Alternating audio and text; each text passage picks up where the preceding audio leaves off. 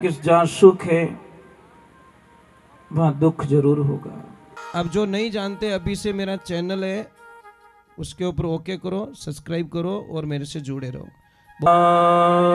की उमापति महादेव की, भागवत महापुराण की, गौ मात की, पधारे सभी भक्तों की, सभी कार्यकर्ताओं की, आयोजक कर्ताओं की राधे राधे राधे राधे।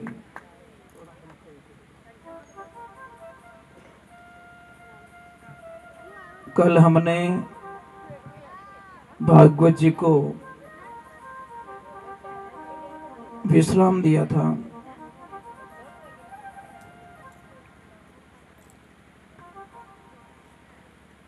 भगवान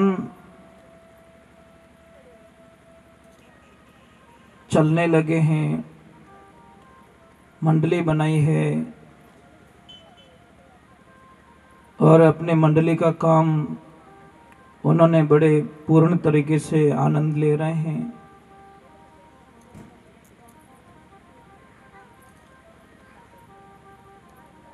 भगवान ने पूतना का वध किया, भगवान ने षटकासुर का वध किया।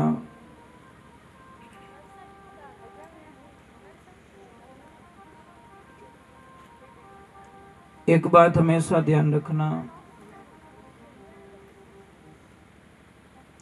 संसार क्या है?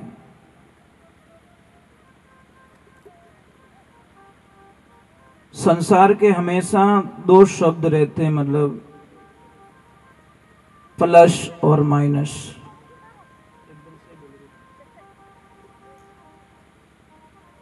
जहां प्लस होगा वहां माइनस जरूर होगा।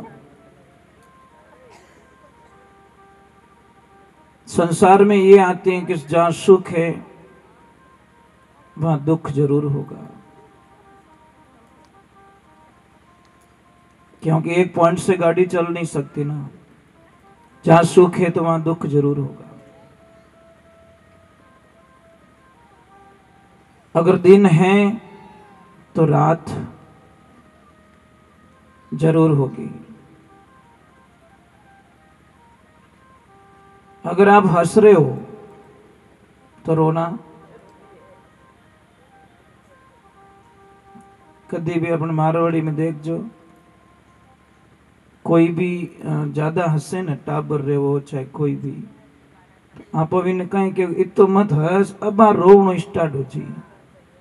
मतलब अभी तुम घड़ी पलक पहले तो थोड़ा हंस रहा है और अभी थोड़ा कहीं कहीं देखना हंसते हंसते से प्रक्रिया रोने की स्टार्ट हो जाती है।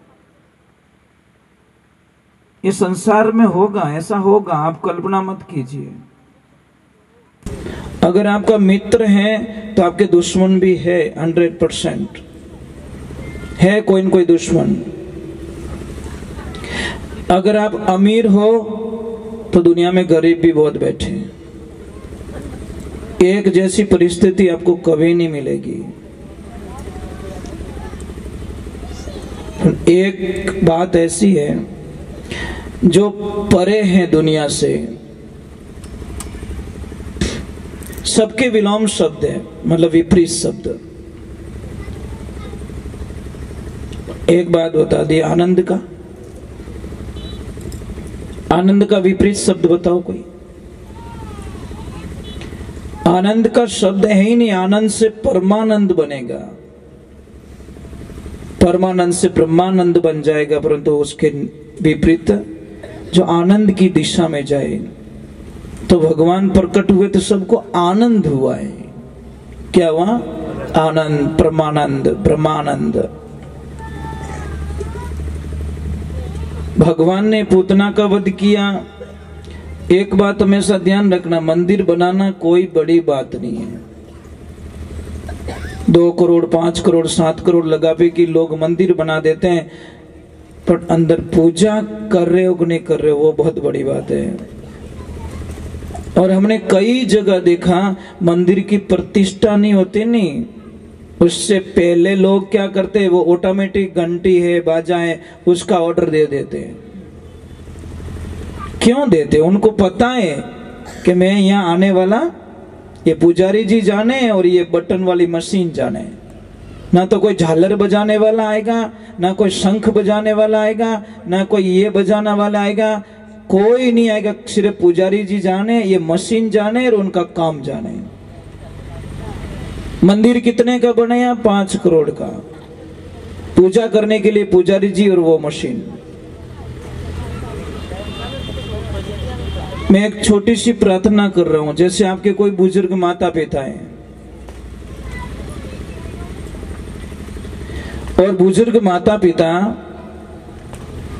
अगर घर में है, उनको कुछ नहीं चाहिए, धन नहीं, दौलत नहीं, गाड़ी नहीं, बंगला नहीं, कुछ नहीं चाहिए, सिर्फ आते भी बोल दो पापा मम्मी आप ठीक हो ना, मैं जा रहा हूं काम पे, और जाते भी बोल दो, वापस आ रहे हो तो भी बोल दो पापा आप ठीक हो ना, मैं वापस आ गया हूं। बस ये 2 चीज अगर उनको मिल जाए तो वो बोलेंगे मैं दुनिया में सबसे सुखी व्यक्ति हूं, कि आते भी मेरे बच्चे मुझे याद करते हैं और जाते भी याद करते हैं। बस जैसे आप अपने बच्चों का इंतजार करते हो, तो क्या वो याद नहीं करता कि मारो बेटो 5 करोड़ रो बंगला तो बनाई दे गयो, पण पाछो आयो ज कोनी, इन बंगला में कई करूं मैं। बस एक वॉचमैन खड़ा कर दिया बाहर, तुम जानो बंगले में घुट घुट के मरो। और मैंने आज कई लोगों को देखा है कि बहुत बड़ी बिल्डिंग बनाई हुई है, पर जो आनंद आप कट्ठी जाओ, जो आनंद प्रकृति में होता है, रोकड़ारी छाया में रेवे, ये तो आनंद दुनिया में कट्ठे मिली ज को नहीं।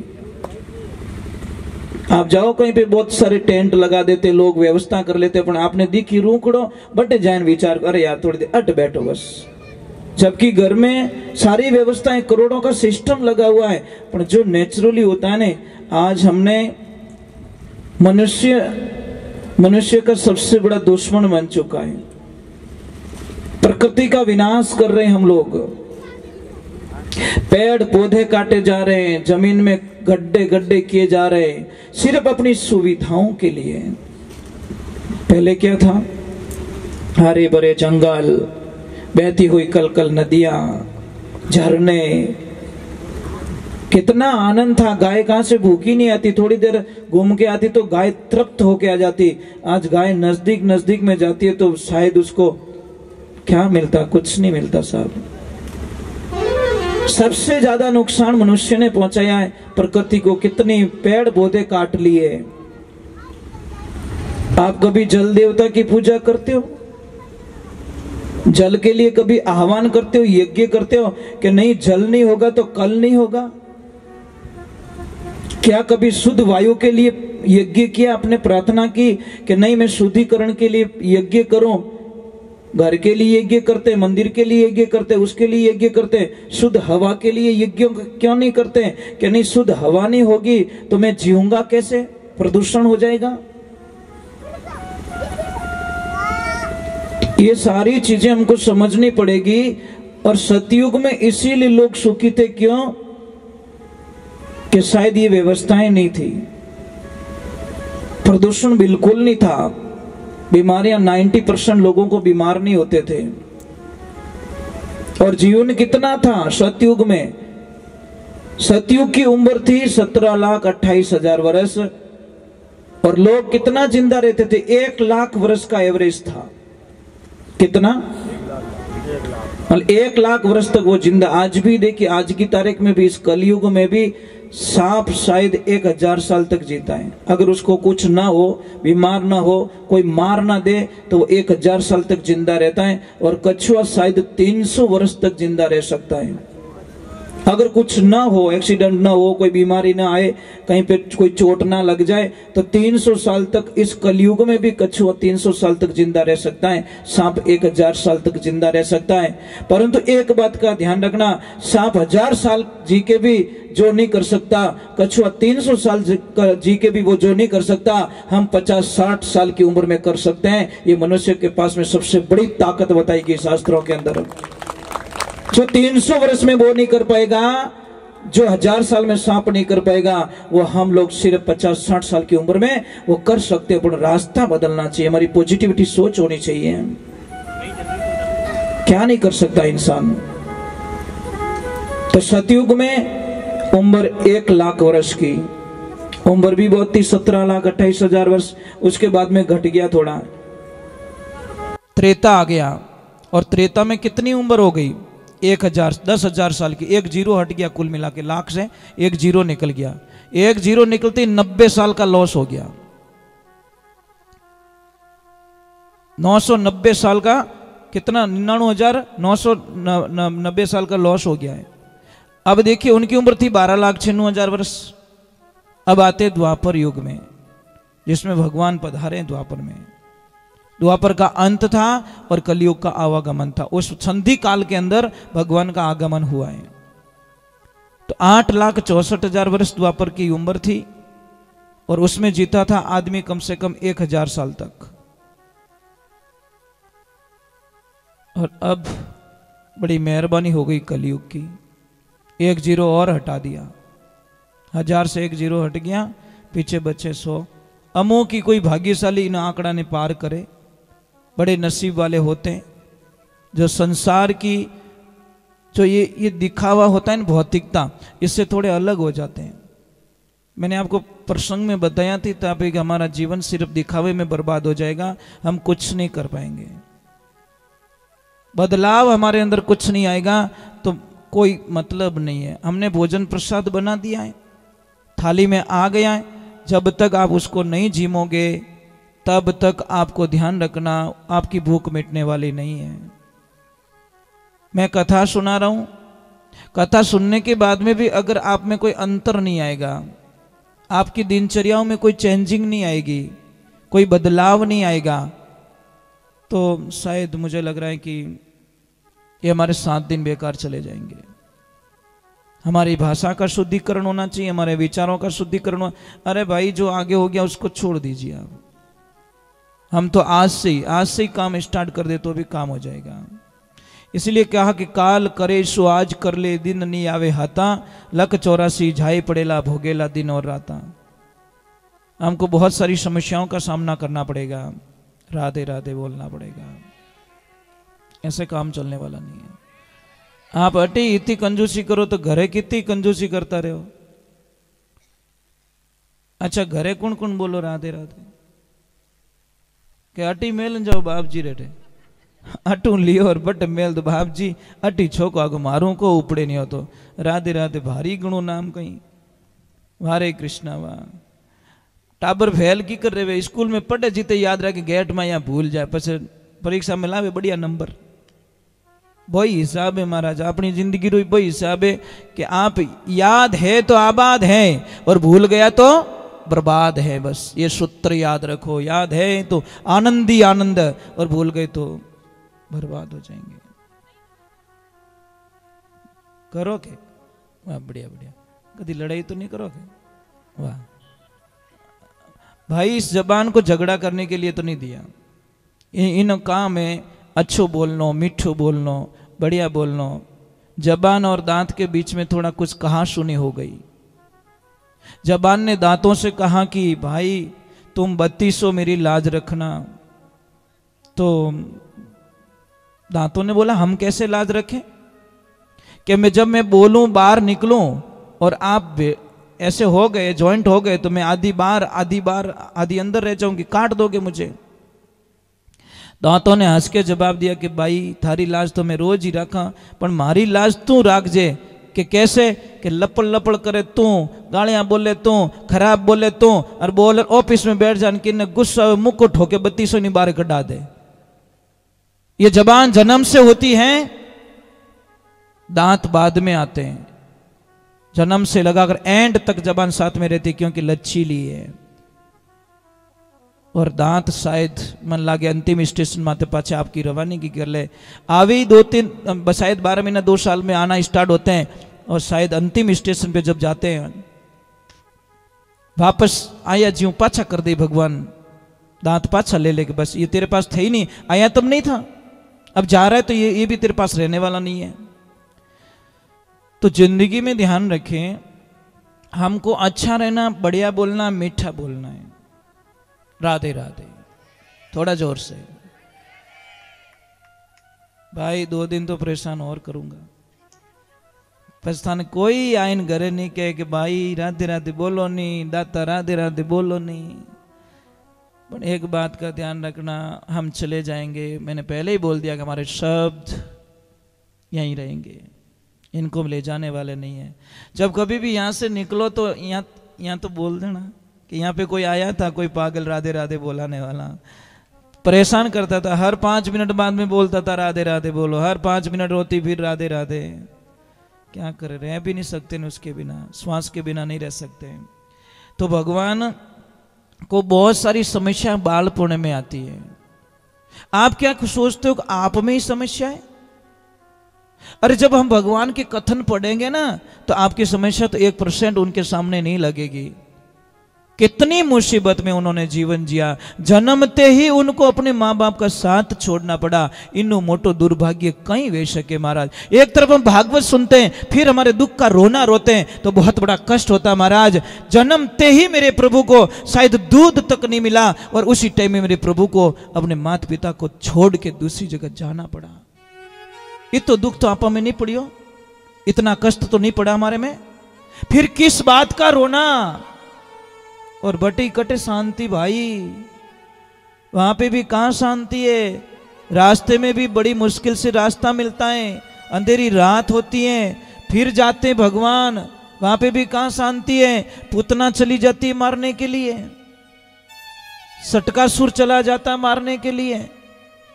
कितने कितने राक्षसों को बालपने में भगवान ने भेज दिया मारने के लिए। आप सोचते हो भगवान का जीवन बहुत अच्छा रहा होगा?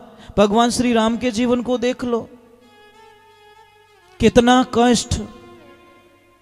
पिताजी को ये भी नहीं बोल पाए कि पिताजी मुझे वनवास क्यों दे रहे हो, कुछ नहीं बोला, सिर्फ इतना बोला ये मेरे पिताश्री का वचन है, बस निकल गए वन को।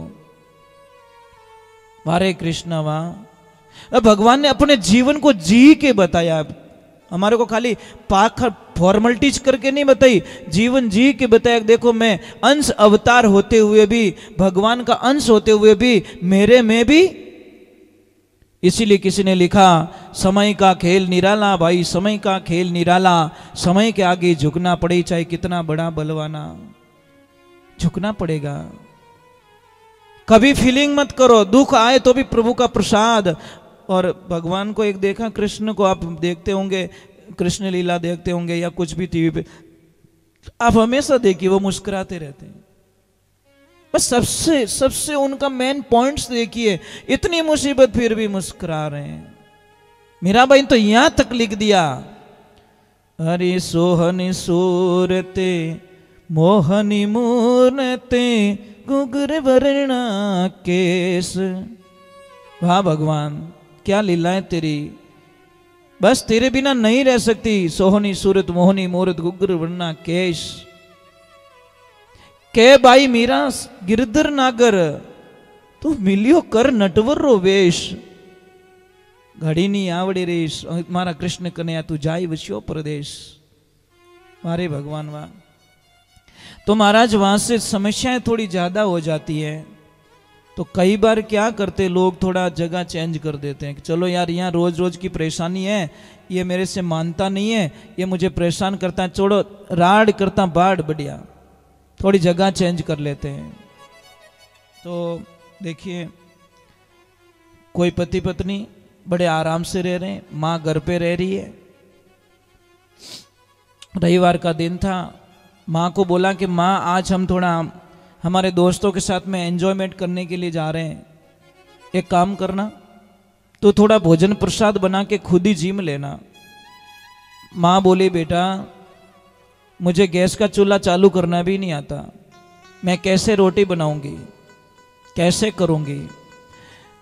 तो उनकी जो बेटे की बहू थी वो बोली माँ देखो माँ ऐसे परेशान मत करो, एक काम करना सामने मंदिर है ना, वहाँ भंडारा चालू है, उस भंडारे पे जाके जिम लेना, वहां पे जिम लेना। जब हम वापस आ गए तो माँ क्या बोली, देखो कितनी भोली होती माँ। माँ बोली कि बेटा तुम जो दोस्तों के साथ में एंजॉय करने के लिए जा रहे हो ना, एक काम कर जो, आधा किलो मारी लेता आओ जो। तो उनको क्या पता, उन्होंने सोचा कोई फल फ्रूट है या कोई खाना होगा, उनको क्या मतलब मौज मस्ती करने के लिए जा रहे हैं। ये सारी बातें मतलब वो उनका जो पोता था ना वो सुन रहा बड़े ध्यान से। कार निकाली, बैठे अंदर, और जैसे आधे रास्ते गए वो पीछे से बच्चा बोला कि पापा मैं एक बात बोलूं। कि बोलो बेटा। मैं बड़ा हूंगा, बहुत पैसे कमाऊंगा। पापा बोले बहुत बहुत धन्यवाद बेटा, बहुत बड़ा प्लान है तेरा। पापा मैं एक बहुत बड़ा बंगला भी बनाऊंगा।